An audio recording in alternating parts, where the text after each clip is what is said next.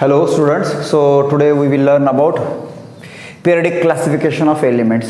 Okay, या chapter मध्ये आपण बघूया. So classification of elements. सगळ्यात पहिल्यांदा आपण classification of elements we should learn what is element काय आहे ते. तर आपल्याला असं म्हणता येईल की एलिमेंट काय की एलिमेंट म्हणजे असं सबस्टन्स ज्याचे की सगळ्याला सगळे मधले आयटम्स सारखेच असतात, त्याला आपल्याला काय म्हणता येईल, एलिमेंट म्हणता येईल.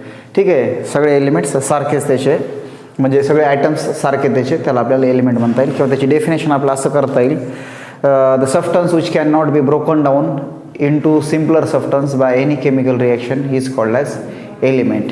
ठीक आहे का, असा सबस्टन्स ज्याच्यावर कितीही कसलीही केमिकल रिॲक्शन केली तरी त्याच्यापासून आणखीन सिम्पलर सबस्टन्स तयार होणार नाही, त्याला म्हणायचं एलिमेंट. ठीक आहे, मग हे जे काही एलिमेंट सुरुवातीच्या काळामध्ये फक्त 30 एलिमेंट आपल्याला माहीत होते 1800 सेंचुरीमध्ये. नंतर मग त्याचा शोध, एलिमेंट्सचा काय शोध लावून काय मॅनमेड वगैरे करून ते आत्ता काय 118 एलिमेंट्स आजच्या घडीला आपल्याला माहिती आहेत. आता एलिमेंट्सचं क्लासिफिकेशन, कुठल्या पण गोष्टीचं क्लासिफिकेशन केलं तर आपल्याला काय ते त्याचा व्यवस्थित अभ्यास करता येतो.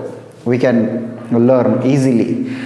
मग सुरुवातीला काही शास्त्रज्ञांनी काय केलं किंवा त्याला मेटल्स, नॉन मेटल्स आणि मेटलाइट्स असं त्याचं क्लासिफिकेशन केलं. पण एलिमेंटची संख्या वाढू लागली आणि एवढं क्लासिफिकेशन पुरेसं नव्हतं.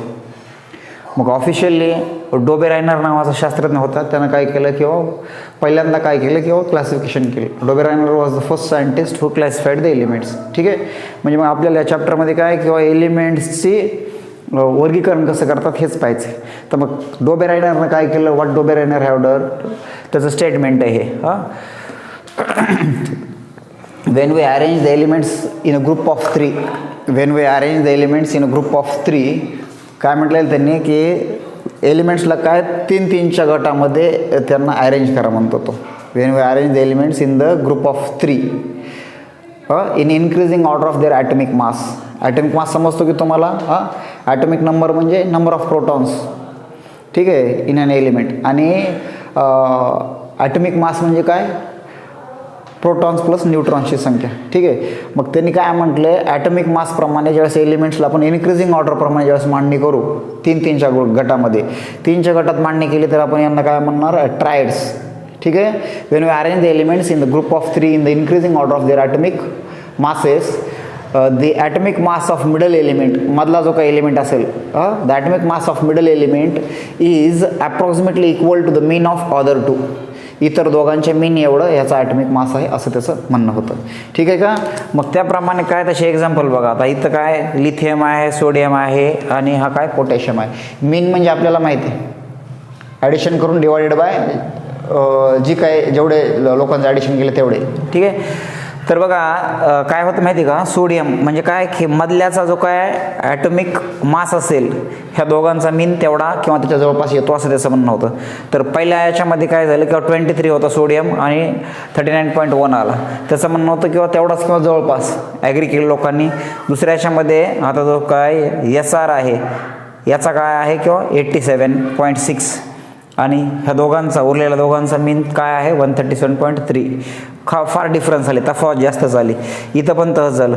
BRचा किती आहे 79.9 आणि ह्या दोघांचा मीन जर काढला आपण तर काय 126.9. पण जेवढे काय सगळे एलिमेंट्स त्यावेळेस होते तेवढे सगळे एलिमेंट्स त्याला मांडता नाही आले.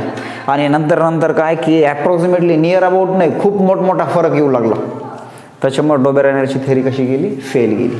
त्याच्यानंतर न्यूलँड आले आणि न्यूलँड काय म्हटलं, when we arrange the elements in the increasing order of atomic mass. बघा प्रत्येकजण काय म्हणतो, इन्क्रीजिंग ऑर्डर ऑफ ॲटॉमिक मासच म्हणतोय.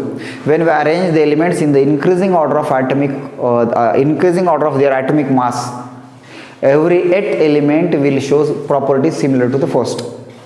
ठीक आहे, काय प्रत्येक 8वा एलिमेंट काय पहिल्या एलिमेंटच्या प्रॉपर्टी सारख्या. आणि हे कसं आहे म्हणून त्यांनी सांगितलं, ऑक्टोवॉज म्हणजे काय, जे काय सप्तसूर असतात, सा रे ग म प ध नि परत सा आहेत. तसंच त्यांनी काय म्हटलं की आता त्याचं काय आपण पाहिलं किंवा हे सा रे ग म हे इंडियन घेतलेत आपण, त्यांनी वेस्टर्न पण दिलेले, बट दे आपल्याला नाही कळणार. आता काय की समजा सगळ्यात पहिल्यांदा काय हायड्रोजन घेतलेलं आहे. मग हे 7ची मांडणी केल्यानंतर एव्हरी 8th एलिमेंट म्हणजे हा फ्लोरीन आला. फ्लोरीन आणि हायड्रोजनचे प्रॉपर्टीज काय म्हणतो तो सेम असतो एव्हरी 8th एलिमेंट. आता इथून याचा 8th एलिमेंट काढला तर हा सोडियम येतो. लिथियम आणि सोडियमच्या प्रॉपर्टीज काय सेम आहेत. तर तो काय म्हटलेला आहे की 7-7 च्या गटामध्ये ज्यावेळेस मांडणी करतो increasing order of atomic mass प्रमाणे every 8th element will show property similar to the first. ठीक आहे, याचं पण काय झालं किंवा याला पण पूर्णला पूर्ण एलिमेंट्स जितके काय त्यावेळेस प्रेझेंट होते सगळे त्याला मांडता नाही आले आणि नंतर मग काय every 8th element similar to फर्स्टची प्रॉपर्टी फॉलो करत नव्हतं. ठीक आहे, कॅल्शियम नंतर त्याच्यामुळे मग याची पण जी काही थिअरी होती ती फेल गेली. मग त्याच्यानंतर काय किंवा युअर नेक्स्ट इज मेंडलीव्ह आला. So Mendeleev periodic table. मेंडलीव्हचं स्टेटमेंट बघा काय म्हटलं होतं. Mendeleev properties of elements are periodic function of their atomic masses. याने पण ॲटॉमिक मासेस घेतलेलं काय properties of elements are periodic function of their atomic masses. म्हणजेच काय किंवा एलिमेंट्सच्या जे काही प्रॉपर्टी आहेत ते काय पिरियडिक आहेत, कालांतराने रिपीट होतात. किती काळ सांगितलं नाही. ठीक आहे, मग merits of Mendeleev periodic table. मेंडलीव्हचा सगळ्यात मेरिट मोठा पहिलं काय होता, त्यावेळेस जेवढे काही एलिमेंट्स माहीत होते 63 एलिमेंट्स माहीत होते आणि सगळे एलिमेंट्सला काय की मेंडलीव्ह प्लेस करायला सगळ्याला जागा द्यायला तो काय यशस्वी झाला. त्याच्यानंतर आणखी वैशिष्ट्य काय मेंडलीव्हचं मेरिट्स काय आहेत किंवा मेंडलीव्हनं काय केलं किंवा ही atomic mass of some elements वर रिवाइज्ड. काही एलिमेंट्स ॲटॉमिक मास त्यांना रिवाईज केली, पिरियडिक टेबलमध्ये त्यांना प्रॉपर प्लेस देता यावी. याचं एक्झाम्पल काय किंवा बेरिलियमचा 14.09 इतका होता तर त्याला त्याचा करेक्ट करून काय 9.4 केला आणि बोरॉनच्या पहिले त्याला काय केली जागा दिली. So it was merit. आणखीन काय किंवा ज्या एलिमेंटचा शोध लागलेला नाही आहे त्याच्यासाठी त्यानं काय केलं काय व्हॅकंट प्लेसेस ठेवल्या. He kept few vacant places for those elements which were yet to be discovered. ठीक, त्याच्यानंतर परत काय आणि त्याचं ते खरं पण निघालं. त्याला नाव दिलं ते एका बोरॉन, एका अल्युमिनियम, एका सिलिकॉन. नंतर त्याचा ज्या शोध लागला कालांतरानंतर त्याला स्कँडियम, गॅलियम, जेर्मेनियम असे नाव पडले. मेंडलीव्हची जे काय ओरिजिनल पिरियडिक टेबल आहे त्याच्यामध्ये त्यांना काय की नोबेल गॅसेससाठी जागा दिली नव्हती. नोबेल गॅसेस जे तुमचे आर्गॉन, क्रिप्टॉन, झिनॉन, ठीक आहे, निष्क्रिय वायू, तर त्याच्यासाठी जागा नव्हती. पण 18th सेंचुरीच्या शेवटी याचा सगळ्याचा शोध लागला. त्याच्यामध्ये त्यानं काय केलं किंवा 0 ग्रुप म्हणून एक ग्रुप काढला आणि त्याच्यामध्ये सगळ्या नोबेल गॅसेसला जागा दिली.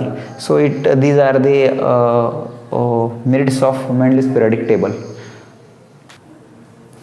So demerits of Mendeleev periodic table. Mendeleev periodic टेबलचे डिमेरिट्स काय आहे माहिती का. Atomic mass of element cobalt and nickel is the same. यांचा ॲटॉमिक मास सेम आहे. सो पिरियडिक टेबलमध्ये कुठं प्लेस करायचे, पहिले कुणाला प्लेस करायचे नंतर कुणाला प्लेस करायचं. So he was having confusion there. So that was place कुठं द्यायची कोबाल्ट अँड निकेलला त्याचं थोडंसं संभ्रम होता. आयसोटोप्सला जागा कुठं द्यायची, कारण मेंडलीव्हनं पिरियडिक टेबलचा जो शोध लावला किंवा जे काही डिस्कवरी केल्यानंतर बऱ्याच वर्षांनंतर काय आयसोटोप्सचा शोध लागला. आयसोटोप्स म्हणजे काय elements having the same chemical properties but different atomic mass. म्हणजे काय ॲटॉमिक मास त्यांचं आयसोटोप्सचं वेगवेगळं आहे पण प्रॉपर्टी सेम आहेत. मग त्यांना जागा कुठं द्यायची की एकाच ठिकाणी द्यायची की प्रॉपर्टी वेगळ्या असल्यामुळं अनेक ठिकाणी 2-3 ठिकाणी द्यायची. सो आयसोटोप्सच्या बाबतीत कन्फ्युजन होतं. आणि जे काय राईज इन ॲटॉमिक मासेस जे काय होते हा एलिमेंट त्याच्यानंतर दुसरं त्याच्याचं की rise in atomic mass, rise in atomic, तो युनिफॉर्म नव्हता, एकसारखा नव्हता. तो पण त्याचा एक ड्रॉबॅक होता, डिमेरिट होता. आणि हायड्रोजनला पोझिशन देण्याच्या बाबतीत सुद्धा मेंडलीव्ह काय की कन्फ्यूज होता. कारण हायड्रोजन काय किंवा हॅलोजन ग्रुप जो काय ग्रुप 7 आहे आपला, हायड्रोजनच्या प्रॉपर्टी सिमिलर टू ग्रुप 7 म्हणजे हॅलोजनसोबत. आणि हायड्रोजनच्या प्रॉपर्टीज अल्कली मेटल म्हणजे ग्रुप 1 यांच्यासोबत सुद्धा सिमिलर होते. So whether to put hydrogen with halogens और whether to put hydrogen with alkali metals he was confused. So these were the demerits of Mendeleev.